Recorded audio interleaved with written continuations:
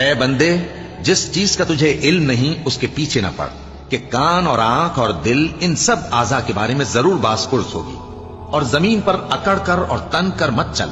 کہ تو زمین کو پھاڑ تو نہیں ڈالے گا اور نہ لمبا ہو کر پہاڑوں کی چوٹی تک پہنچ جائے گا۔ ان سب عادتوں کی برائی تیرے پروردگار کے نزدیک بہت ناپسند ہے۔ اے پیغمبر، یہ ان ہدایتوں میں سے ہیں جو اللہ نے حکمت کی باتیں تمہاری طرف وحی کی ہیں، اور اللہ کے ساتھ کوئی اور معبود نہ بنانا کہ ایسا کرنے سے ملامت زدہ اور راندہ درگاہ بنا کر جہنم میں ڈال دیے جاؤ گے۔ مشرکو، کیا تمہارے پروردگار نے تم کو تو لڑکے دیے اور اپنے لیے فرشتوں کو بیٹیاں بنایا؟ کچھ شک نہیں کہ یہ تم بڑی نامعقول بات کہتے ہو، اور ہم نے اس قرآن میں طرح طرح کی باتیں بیان کی ہیں تاکہ لوگ نصیحت حاصل کریں، مگر وہ اس سے اور بدک جاتی ہیں۔ کہہ دو کہ اگر اللہ کے ساتھ اور معبود ہوتے جیسا کہ یہ کہتے ہیں تو وہ ضرور عرش والے کی طرف لڑنے بھیڑنے کے لیے رستہ نکالتے۔ وہ پاک ہے، اور جو کچھ یہ بکواس کرتے ہیں اس سے اس کا رتبہ بہت عالی ہے۔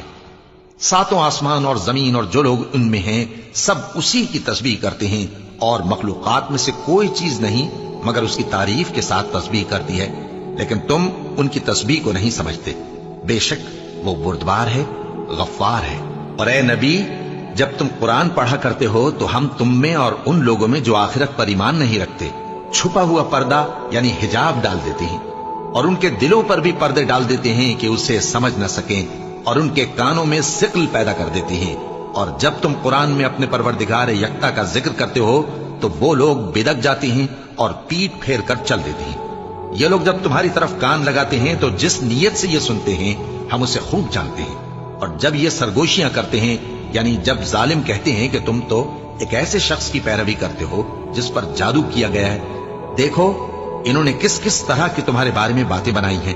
سو یہ گمراہ ہو رہے ہیں اور رستہ نہیں پا سکتے۔ اور کہتے ہیں کہ جب ہم مر کر بوسیدہ ہڈیاں اور چور چور ہو جائیں گے تو کیا اثر نو پیدا ہو کر اٹھیں گے؟